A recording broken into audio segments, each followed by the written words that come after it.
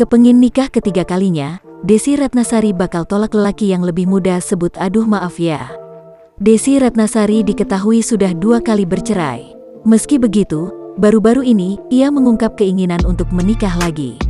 2 kali gagal dalam pernikahan, tampaknya tak membuat seorang Desi Ratnasari kapok.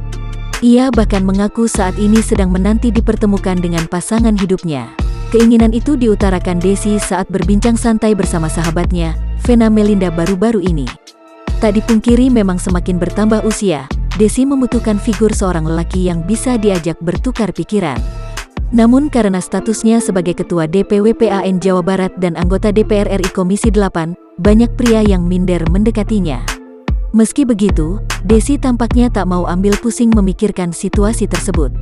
Secara terang-terangan, Desi mengaku memang ada lelaki yang berusaha mendekatinya. Namun, ia tegas mengatakan bahwa dirinya akan menolak jika didekati oleh lelaki yang lebih muda darinya. Dekat dengan lelaki yang lebih muda dirasa Desi malah seperti berkomunikasi dengan adik sendiri. Jangan lupa subscribe, share, komen, dan like ya!